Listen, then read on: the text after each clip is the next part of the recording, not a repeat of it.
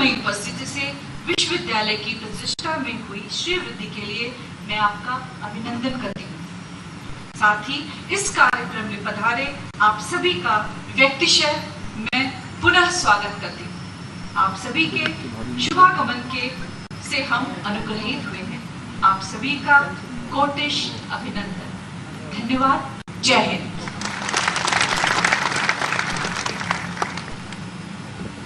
धन्यवाद मैडम।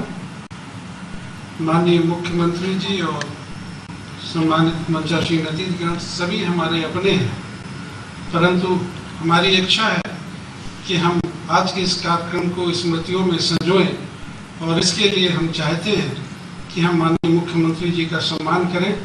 और इसके लिए मैं माननीय कुलपति जी से पुनः अनुरोध करता हूं कि माननीय मुख्यमंत्री जी को अंग वस्त्र और स्मृति चिन्ह प्रदान कर सम्मानित करने का कष्ट करें।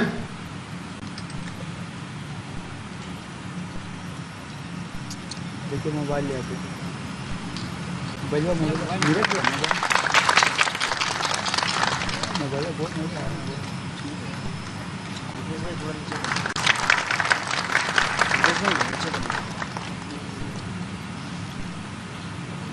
बहुत बहुत धन्यवाद मैडम।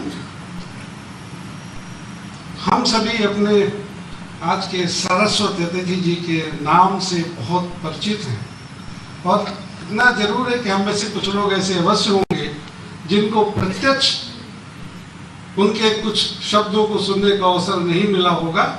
निश्चित रूप से आज हमारी उत्कंठा पूरी होने जा रही है और मैं बहुत विनम्रता के साथ अपने प्रिय श्री रवि किशन शुक्ल जी माननीय सांसद की हम गोरखपुर सदर जी से बहुत विनम्र अनुरोध करता हूं कि कुछ हम लोगों को उद्बोधित करें। परम पूज्य गोरक्षपीठाधीश्वर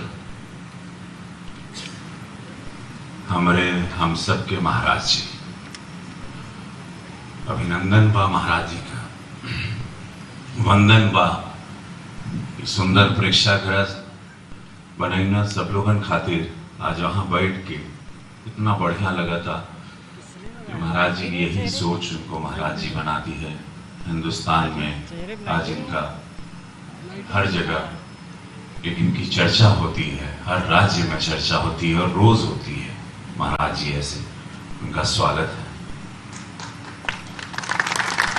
प्रोफेसर सीमा सिंह जी बहुत अच्छे शब्दों के साथ अभी उन्होंने अपनी बातों को रखा आप लोगों के समक्ष। मेयर साहब,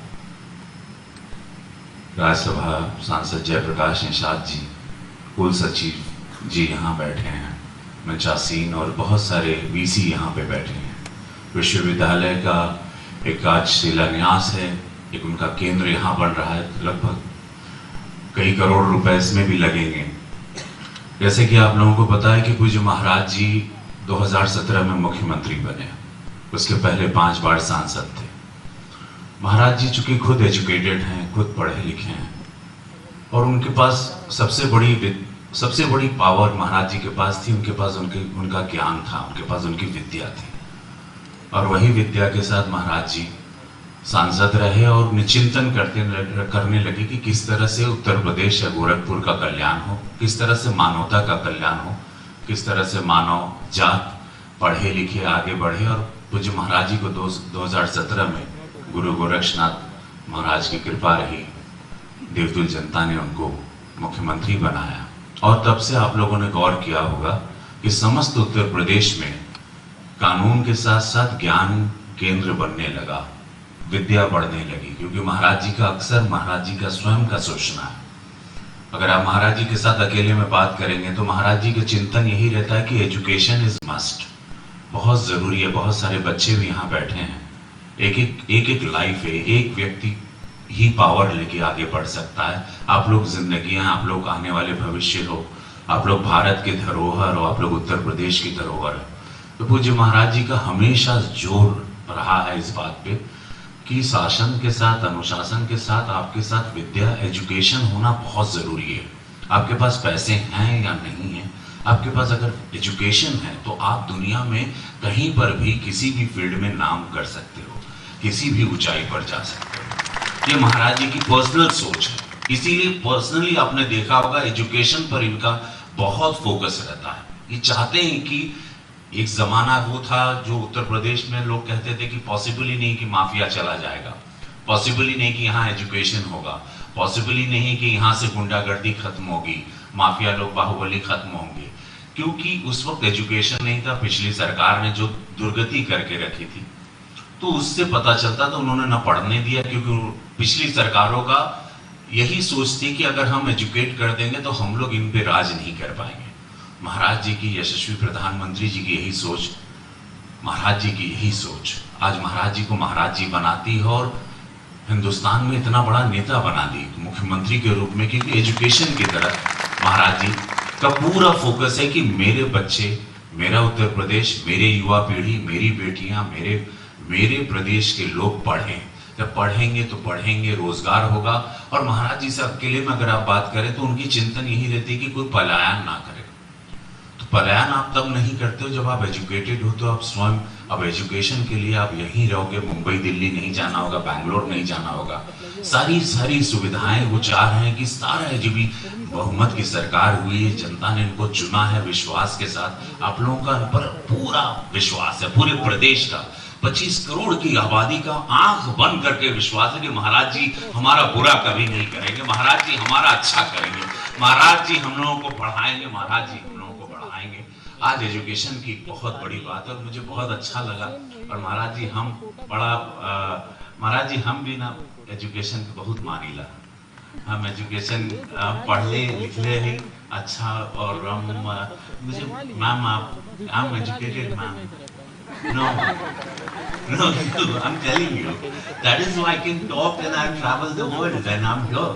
And I worked, I worked in 9 languages. I know 9 languages. I work in Telugu film, Tamil, Kannada.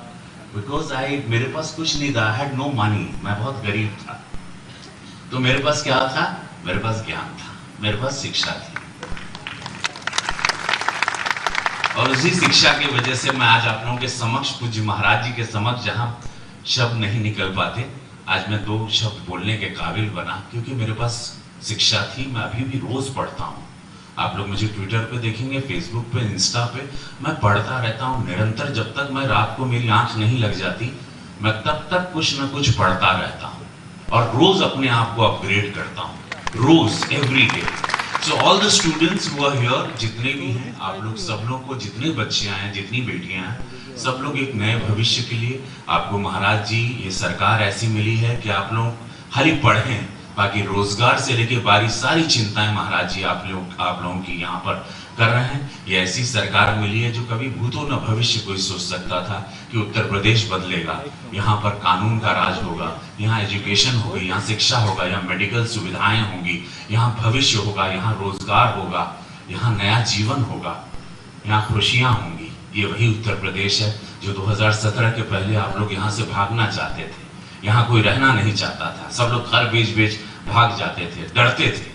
ये वही उत्तर प्रदेश है 2017 और ये 2022 में मैं आपसे बात कर रहा हूँ। तो मैं आप लोगों को भी धन्यवाद देता हूँ कि आपने पूज्य महाराज जी पर विश्वास रखा और महाराज जी निरंतर आप लोगों के लिए चिंतन करते हैं। मैं महाराज जी को दिल से धन्यवाद देता हूँ, प्रणाम करता हूँ। आप सभी लोगों को मैं स्वागत करता हूँ इस शब्द के साथ कि नमः पार्वती पदे। दोनों हाथ सब लोग उठा ला, दोनों हाथ, ये शक्तियां मिलती है, ऊर्जा है। नमः पार्वती पदे। देखिए आप लोग जागृत हो गए स्वयं।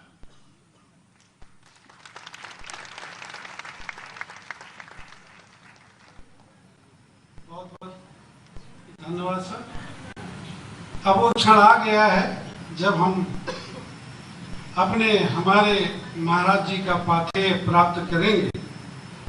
और मैं बहुत विनम्रता और बहुत निवेदन के साथ आदरणीय मुख्यमंत्री जी से प्रार्थना करता हूं कि वो हम सबका मार्गदर्शन करने का कष्ट करें, आशीर्वाद प्रदान करें।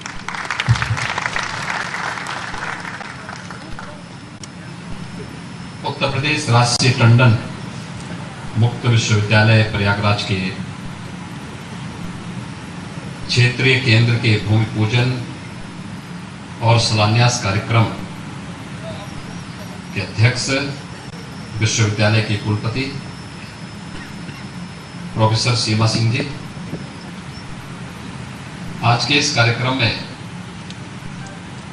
जिनकी विशिष्ट उपस्थिति है, गोरखपुर के लोकप्रिय सांसद श्री रवि किशन जी, राज्यसभा के माननीय सांसद श्री जयप्रकाश निषाद जी, गोरखपुर के महापौर श्री सीताराम जायसवाल जी, उत्तर प्रदेश राष्ट्रीय टंडन मुक्त विश्वविद्यालय के कुल सचिव डॉक्टर पीपी दुबे जी, दीनदयाल उपाध्याय गोरखपुर विश्वविद्यालय के कुलपति प्रोफेसर राजेश सिंह जी, उत्तर प्रदेश महिला आयोग की उपाध्यक्ष श्रीमती अंजू चौधरी जी,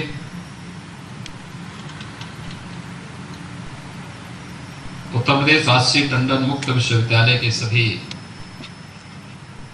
यहाँ पर फैकल्टी मेंबर्स और विभिन्न जो सेंटर्स हैं उनसे जुड़े हुए सभी छात्र छात्राएं,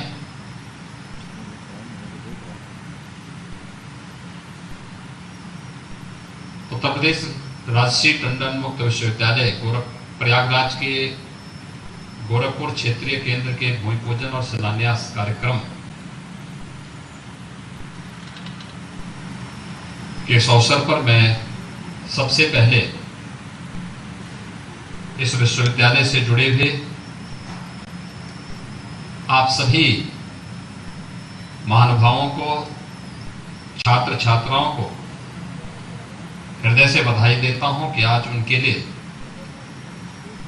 अब गोरखपुर में विश्वविद्यालय का अपना एक सेंटर स्थापित हो रहा है। किराए के सेंटर से वो अपने स्वयं के सेंटर की ओर अग्रसर हो रहा है। इसके लिए आप सबको मैं हृदय से बधाई देता हूं। विश्वविद्यालय परिवार को इस कार्य के लिए हृदय से उनका मैं अभिनंदन भी करता हूं और हृदय से धन्यवाद भी देता हूं।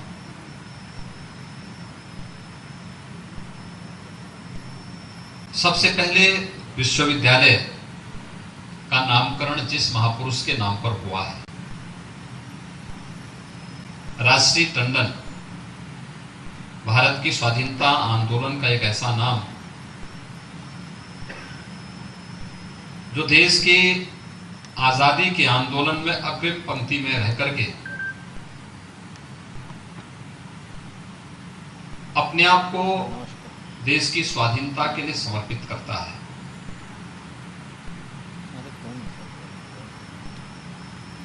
एक वरिष्ठ राजनेता, महान स्वतंत्रता संग्राम सेनानी, हिंदी के अनन्य उपासक और जिन्होंने समाज सेवा के लिए, शिक्षा के लिए, आजादी के बाद भी अपने आप को समर्पित किया था, उस महापुरुष के नाम पर 1998 में विश्वविद्यालय की स्थापना हुई है। ये गोरखपुर सेंटर का अपना भवन का स्थापना आजादी के अमृत महोत्सव वर्ष में हो रही है और मैं विश्वास करूंगा कि विश्वविद्यालय जब स्वयं का अपना रजत जयंती वर्ष मना रहा होगा, अगले वर्ष जब 25 वर्ष विश्वविद्यालय की स्थापना के पूरे होंगे, उस समय विश्वविद्यालय का गोरखपुर सेंटर अपना बनकर के तैयार हो पाएगा और यहां से जो अब तक 7,600 से अधिक बच्चे या 7,600 से अधिक जो छात्र छात्राएं हैं जो विश्वविद्यालय से जुड़े हुए हैं, उनका रजिस्ट्रेशन है, विश्वविद्यालय से उनका जुड़ाव है, विश्वविद्यालय के डिग्री, डिप्लोमा कोर्सेज के साथ उनका संबंध है, उन सब का अपना एक सेंटर गोरखपुर में होगा। राष्ट्रीय टंडन मुक्त विश्वविद्यालय स्थापना भले ही 1998 में हो गई थी, यह विश्वविद्यालय का 24वां वर्ष है, लेकिन जब विश्वविद्यालय अपनी रजत जयंती वर्ष में प्रवेश करेगा तो स्वाभाविक रूप से वह विश्वविद्यालय के दृष्टि से अत्यंत महत्वपूर्ण होगा। हम सब जानते हैं देश के यशस्वी प्रधानमंत्री मोदी जी ने 2020 में इस देश को एक राष्ट्रीय शिक्षा नीति दी है। एक लंबे अरसे के बाद भारत अपनी राष्ट्रीय शिक्षा नीति को अंगीकार किया और ये पहली बार हो रहा है जब एक छात्र एक साथ 2 डिग्री ले सकता है। इससे पहले सुविधा नहीं थी और मैं चाहूंगा कि विश्वविद्यालय के गोरखपुर सेंटर का जो, यद्यपि विश्वविद्यालय पूरे उत्तर प्रदेश के लिए है, लेकिन गोरखपुर सेंटर से जुड़े हुए जो 6 जनपद हैं, गोरखपुर, देवरिया, कुशीनगर, महाराजगंज, सिद्धार्थनगर, संत कबीर नगर, ये जो 6 जनपद हैं, इन 6 जनपदों के 144 सेंटर और उनसे जुड़े हुए 7,600 से अधिक जो लोग विश्वविद्यालय से जुड़े हुए हैं, विश्वविद्यालय से डिग्री, डिप्लोमा के विभिन्न कोर्सेज का वहां पर उस पाठ्यक्रम के साथ जुड़े हुए हैं, उनके लिए अपना स्वयं का एक सेंटर यहां पर स्थापित होगा, उन्हें प्राप्त होगा।